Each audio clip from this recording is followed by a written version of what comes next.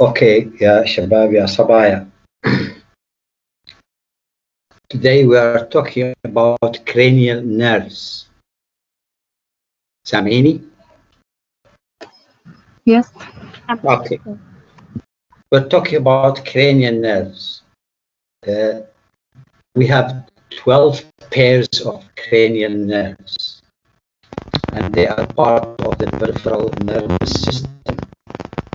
When we talked about spinal cord, which is part of the central nervous system. نعم.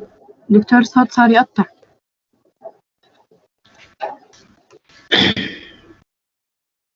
كثير يقطع ولا شوي؟ خلينا نبدي من البداية. Okay.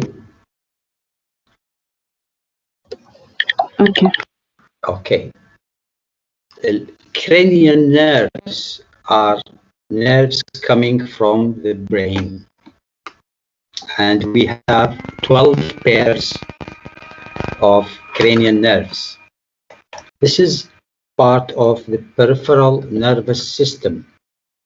The other part of the central nervous system was the spinal cord, and we have studied the outcome of the spinal cord, which are the spinal nerves.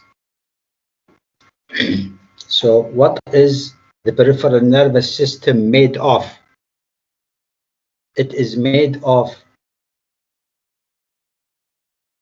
cranial nerves coming from the brain plus spinal nerves coming from the spinal cord. Now, for the cranial nerves, we have 12 pairs. 2 pairs, they come from the forebrain. That means from the cerebral hemispheres. And then 10 pairs will come from the brain stem. So what comes out of the cerebral hemispheres? They are the olfactory, number 1, and the optic is number 2. For the cranial nerves, it is important that we remember the Roman names, because later, or in many references, instead of writing optic nerve, they say cranial nerve number 2. So these come from the cerebral hemispheres. But we have 10 pairs from the brain stem. And we know what is the brain stem. It is the midbrain, pons, and medulla. And cranial nerve number 3, which is the oculomotor, comes from midbrain.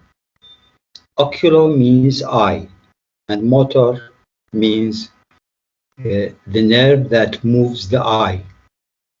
Then the 4th, which is IV as common number, it is the trochlear. Don't panic, we will learn these names gradually. The 5th is trigeminal. Why it is trigeminal? Because it has 3 branches.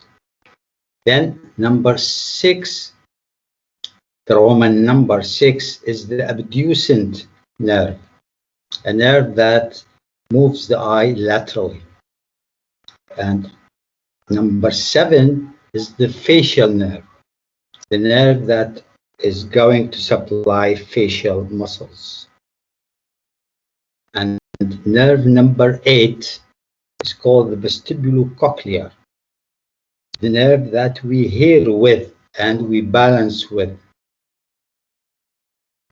Cranial nerve number 9 is the glossopharyngeal. Glosso means tongue and pharyngeal means pharynx. So it is concerned with these 2 structures. Number 10 is the vagus. The vagus means doesn't know where to go, because it goes everywhere. It is the only cranial nerve that leaves the head and neck. Then we have number 11, the accessory nerve. This nerve is going to supply skeletal muscles, the sternomastoid and trapezius.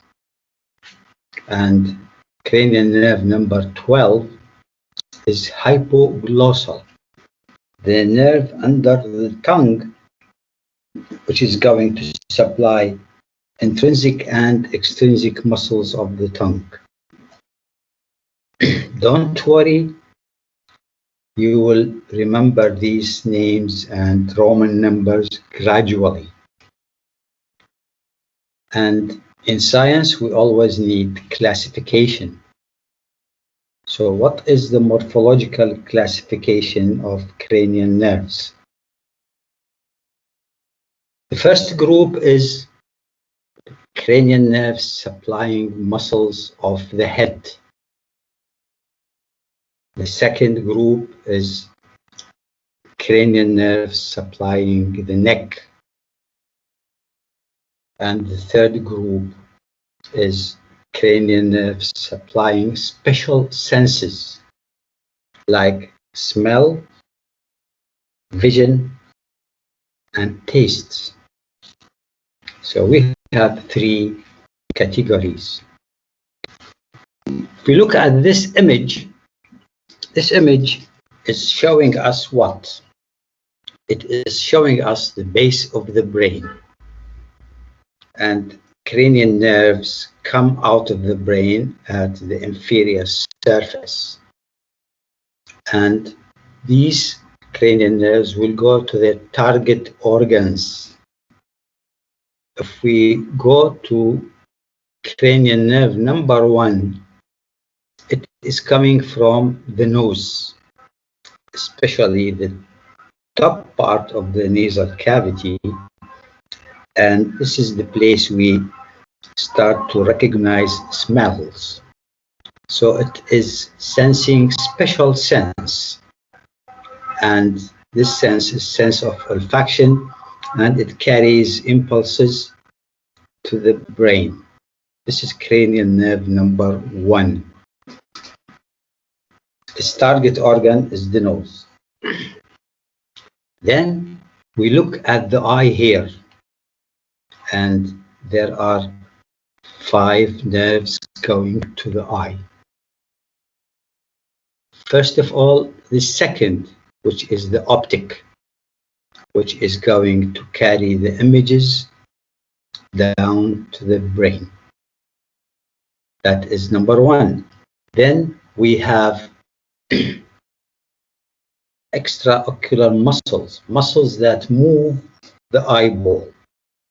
And these are 6 muscles, and they are supplied by 3 cranial nerves. The third is oculomotor. Then we have the fourth, which is the trochlear. And we have the 6th, which is the abducent. Don't worry, we will learn this gradually. Then we need sensations from the eye. And these sensations, they are coming to the brain through the 5th cranial nerve, which is the trigeminal. So the eye is very important target for cranial nerves. Now, the 7th, the facial nerve, which is going to supply muscles of facial expression. These are the targets of the 7th cranial nerve, which is the facial. Then we have to bring sensations from our ear. The sensations are hearing and equilibrium. we balance with our ears, and we hear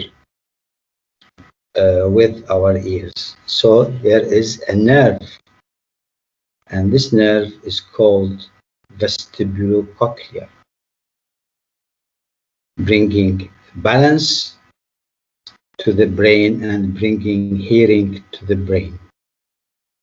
Then we have the ninth, which is the glossopharyngeal. If you look at this image, you can find that these branches are coming to the tongue, and they are bringing sensations from the pharynx. Therefore, it is called glossopharyngeal. Then we go to number 10, the vagus. The vagus has the widest distribution. It leaves the head and the neck and goes down to the thorax and abdomen. That is the vagus. Then we have the accessory nerve, number 11. Number 11 is a cranial nerve that moves two skeletal muscles, the sternomastoid and the trapezius. So as we know, bottom line is cranial nerves can be sensory, can be motor, can be special senses. There are 12 pairs. They leave the brain and they go to their target organs. They either bring sensations or send motor stimulus. Now, we're going into some details of the cranial nerves, and we will start a small idea, a summary. Then this idea is going to be elaborated and made bigger through the courses of neurosciences in year 2 and year 3. So, how do we study cranial nerves? We study cranial nerves the following way.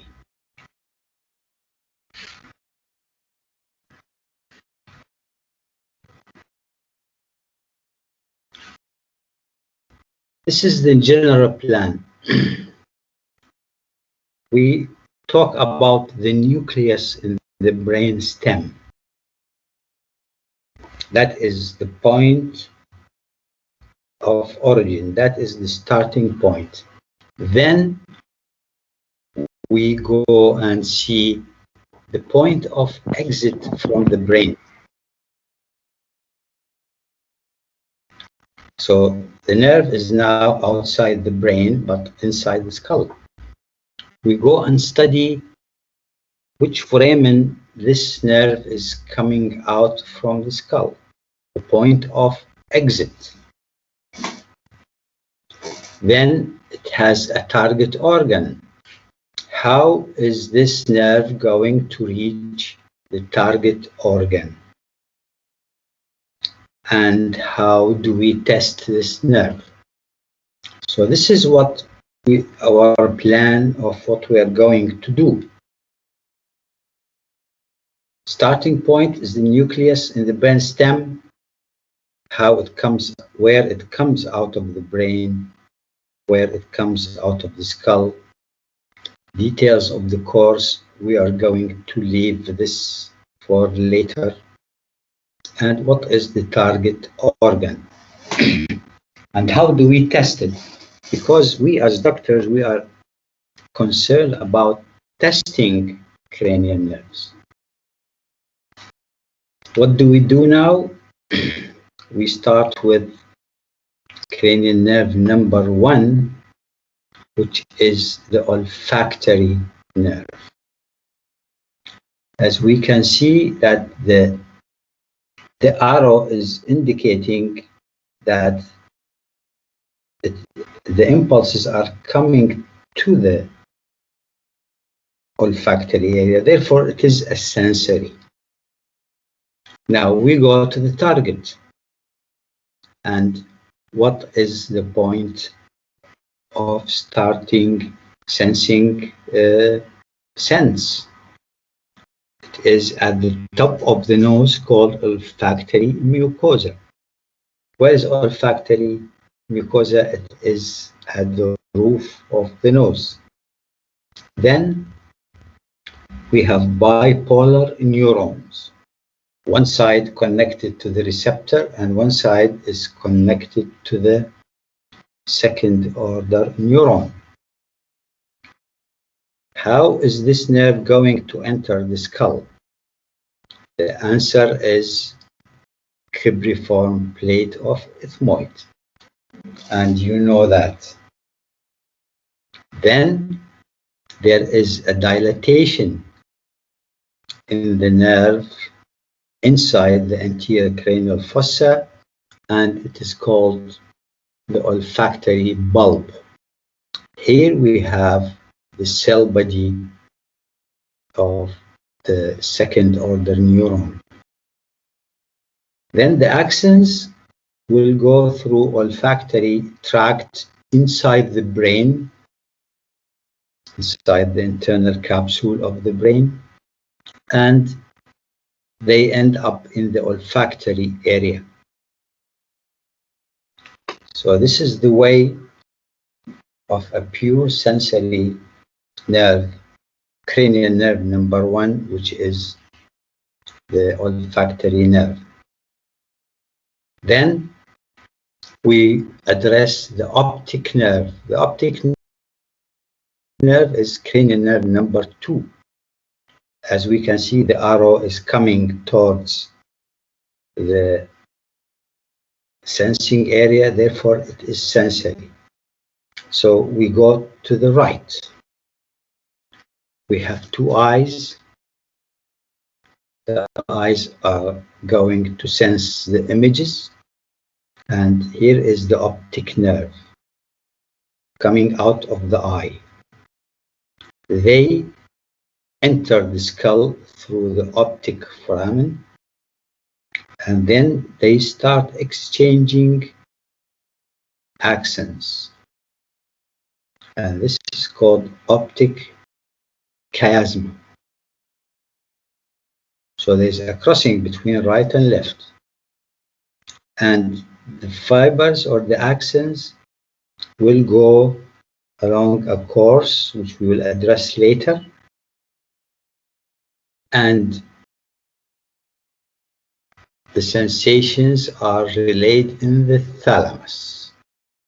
Thalamus is the structure that collects almost all sensations, and the thalamus has a special center for vision, which is called lateral geniculate body.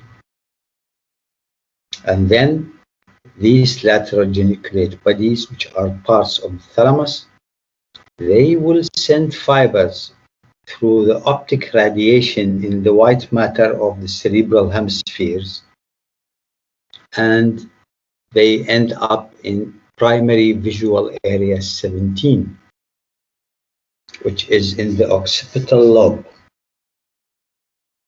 So this is an initial idea of the optic nerve, and you can read the image and it is easy to tell the story. Then we go to the third cranial nerve, which is the oculomotor. شباب يا صبايا انتم معاي؟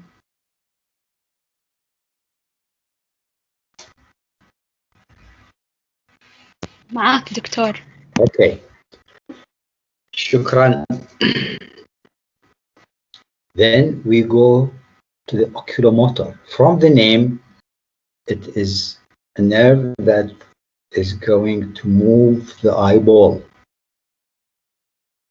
Therefore, we will have 2 types of arrows. arrows going towards the eye, and of two types. One is blue, one is red. Oculomotor is not bringing sensations, it is sending orders to muscles. So let's follow the blue, which is a motor nucleus. It's going to send fibers along a course, enters the orbit, and divides into two branches, a superior branch and an inferior branch. And it is going to supply muscles moving the eye. That is the motor. What about involuntary muscles inside the eyeball? They need sympathetic and parasympathetic, like accommodation and size of the pupil. These are involuntary. They happen through a system called autonomic. Now we need parasympathetic. So is there a special nucleus for parasympathetic part of the oculomotor? The answer is yes. So there is a special parasympathetic nucleus. This is going to send fibers along the oculomotor, enter the orbit, and then there is a ganglion called the ciliary ganglion. Synapses happen here, and the postsynaptic fibers will go to the iris and ciliary body to dilate or to constrict the parasympathetic. They constrict the pupil. Is there another connection for the sympathetic? The answer is yes. It comes from arteries, and then this violet color will join the oculomotor and they go to the ciliary body and iris. They dilate the pupil. So the bottom line of oculomotor, it is motor, two types of motor. Motor to skeletal muscles and motor to smooth muscles of the eye. Then we go to cranial nerve number 4, which is the trochlear nerve. Trochlear nerve has a motor nucleus, and it leaves the brain and it enters the orbit through superior orbital fissure and goes to a specific muscle called superior oblique muscle. And later we will know how to test the eye movements. So what's the bottom line of the trochlear nerve? It is nerve number 4. It is pure motor going to a specific muscle moving the eye. It has special features, but we will not address them in year 1. Then we come to the largest cranial nerve, which is the trigeminal. The trigeminal has 4 nuclei.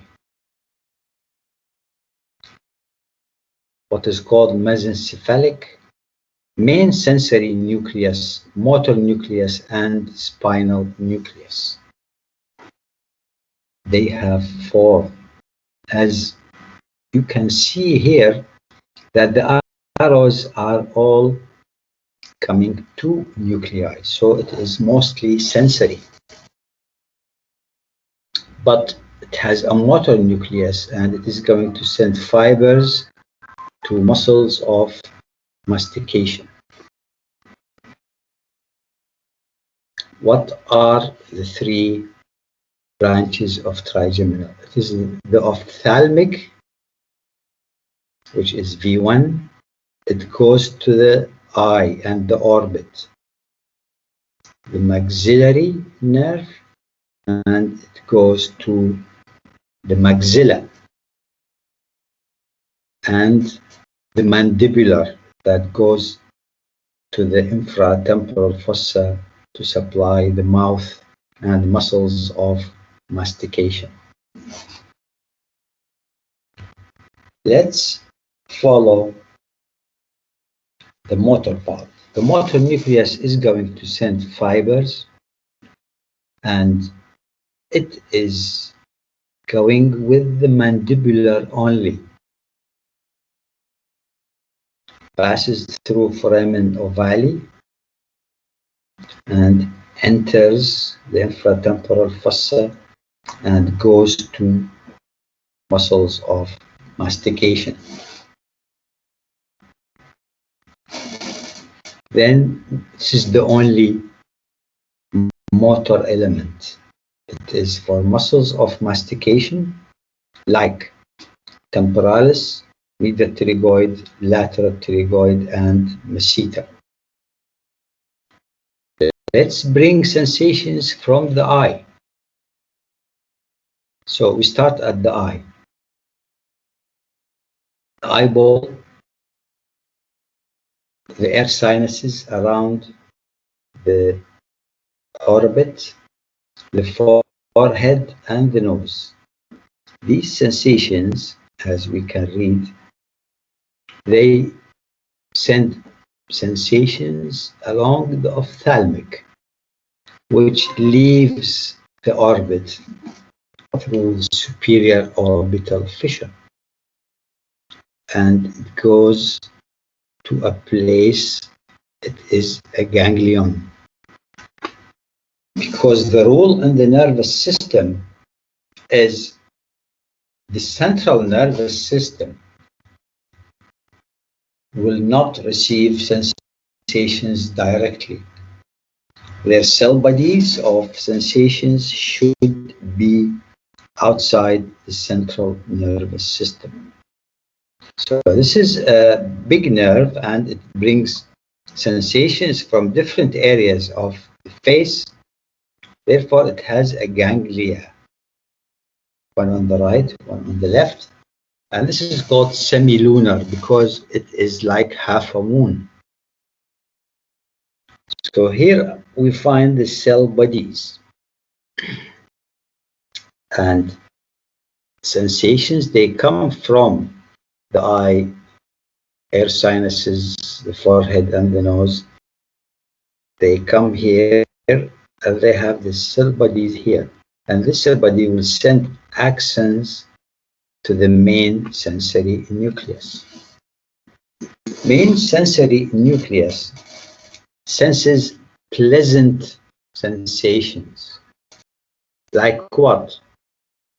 Like when you put ice cream on your tongue, you feel nice feeling. These nice feelings are perceived in the main sensory nucleus.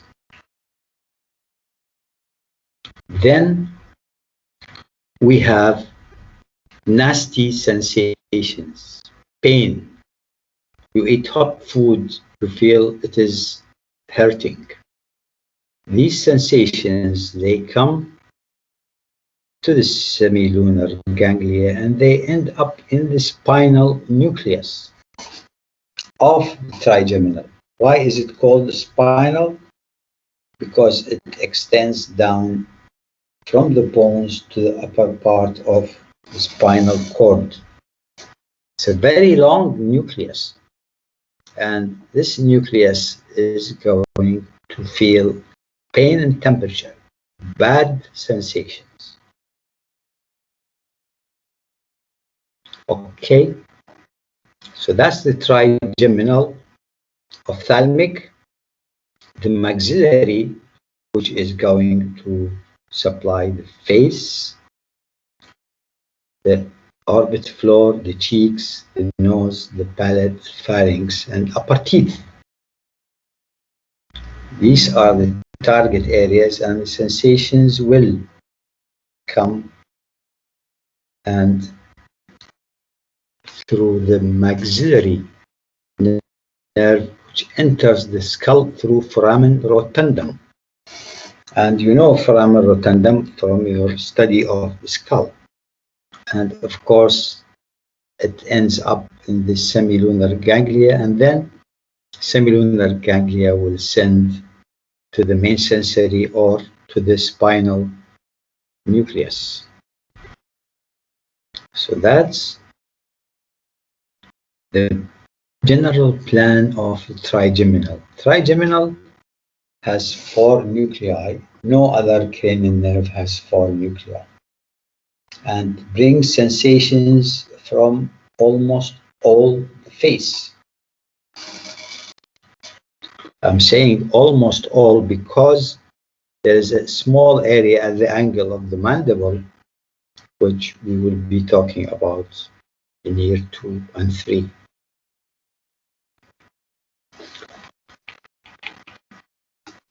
The 6th cranial nerve, which is an abducent, the story of the abducens or abducent nerve is cranial nerve number 6.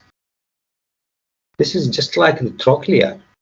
It has a motor nucleus and goes and supplies a single muscle that moves the eye, which is the lateral rectus. So the story is short. When we come to the facial, which is the 7th, the 7th is motor to facial of muscle expressions plus parasympathetic. And it has 2 parasympathetic nuclei. Let's talk about the motor part, which is famous because in the society, some people get paralysis of half of the face, paralysis of one of the facial nerves, the right or the left. So there is a motor nucleus, which is getting into the internal auditory meatus, into the petrous part of the temporal bone, travels in the middle ear, goes down the mastoid process, and comes out through the sternomastoid foramen to go to the muscles of facial expression, digastric and occipitalis muscle. This is the story of the motor part of the facial nerve. But facial nerve also controls glands of the face, and glands need sympathetic and parasympathetic so that they secrete lots of watery secretions or little of thick secretions. Parasympathetic results into thin, lots of secretions. So it has 2 parasympathetic nuclei. One for the lacrimal glands of the eyes, and the other is for glands of the nose and mouth. So they will send preganglionic fibers along these blue arrows to a ganglion called pterygopalatine ganglia, and this is going to send to the lacrimal glands, nose and palate. There is little sensory area which we are not going to discuss. So the facial nerve is nerve for muscles of facial expressions, and this is the motor part, and it has parasympathetic parts for the glands in the face. The vestibulocochlear nerve is pure sensory. Go to the right and you see the inner ear, and this nerve collecting sound is called the cochlear part, and the nerve that is collecting balance part is called the vestibular part, and they come and enter the skull through the internal auditory meatus, and they go to nuclei in the brain stem. So it is simply sensory. The glossopharyngeal. Glossopharyngeal, from its name, it is number 9. Tongue and pharynx. Its motor nucleus simply goes to a single muscle called stylopharyngeus muscle. Its sensory part brings sensations, common sensations, taste, especially from the posterior 1/3 of the tongue. It goes through the carotid sheath, enters through the jugular foramen into the posterior cranial fossa.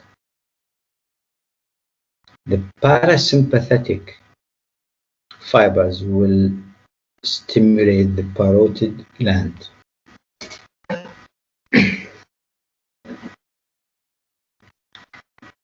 Then we have the nerve that has the widest distribution.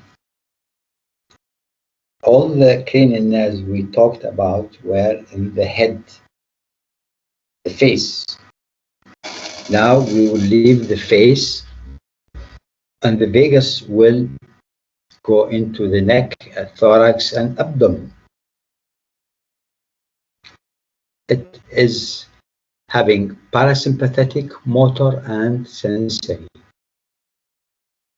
Now, this is going to leave the brain in the posterior cranial fossa, goes out through the jugular foramen, and it has 2 ganglia. And then it enters the thorax and the abdomen. The abdomen goes for smooth muscles of the gastrointestinal tract and its glands. In the neck, it goes to the larynx. In the thorax, it goes to the lungs and the heart. So it has the widest distribution. It has parasympathetics, motor, and sensory. Cranial nerve number 11 has 2 parts, part coming from the spinal cord and part coming from the brain. Part coming from the spinal cord enters the skull, and then it goes and joins the cranial part for a short distance, and then continues down to the jugular foramen, supplies the sternomastoid and trapezius.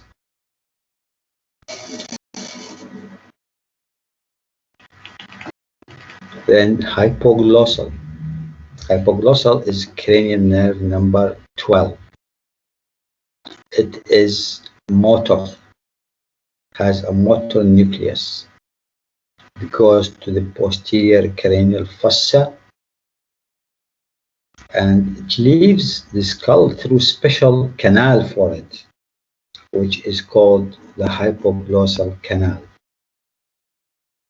It travels in the carotid sheath for a short distance, and it goes under the tongue to supply muscles of the tongue, whether muscles making the tongue or muscles moving the tongue.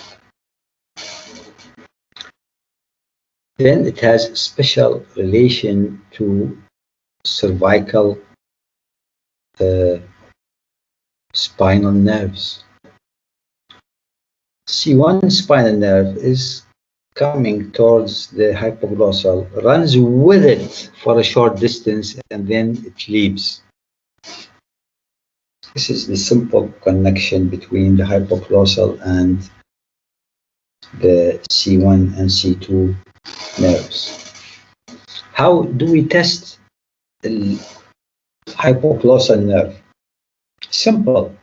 Ask the patient to protrude the tongue. If the tongue comes out, then this nerve is working. These are 12 cranial nerves. Just relax and learn it slowly. Okay, they are not difficult, and we will be going through it several times in the next semesters and the next years.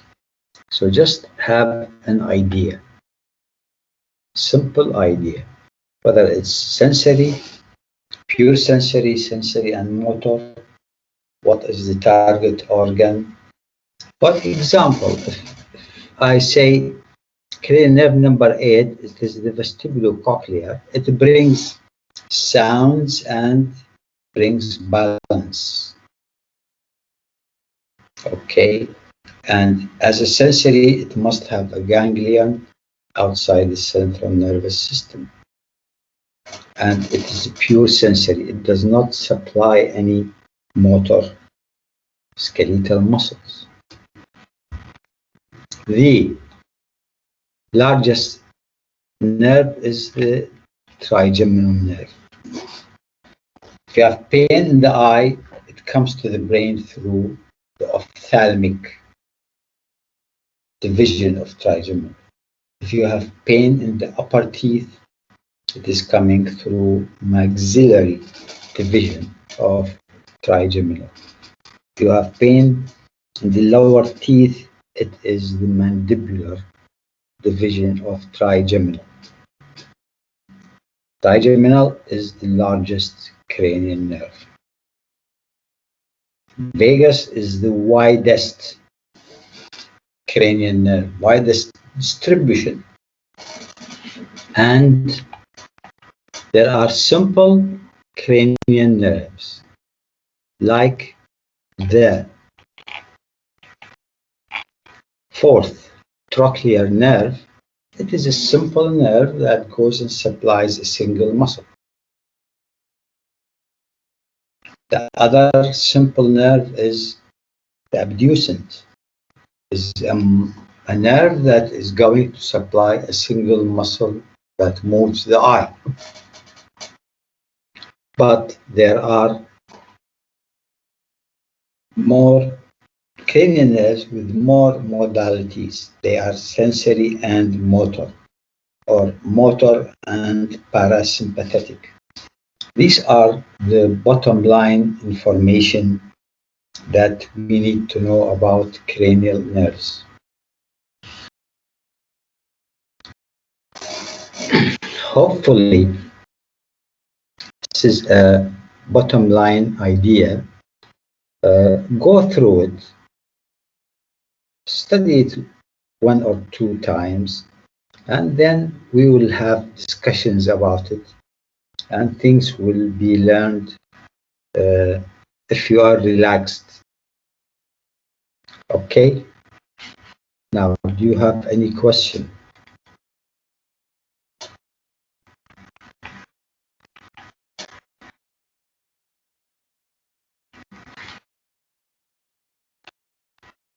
No questions. I will try. If the record is not good, I will have a record of my own on these slides. So I need to go and see the records, but at least stop the record. Okay.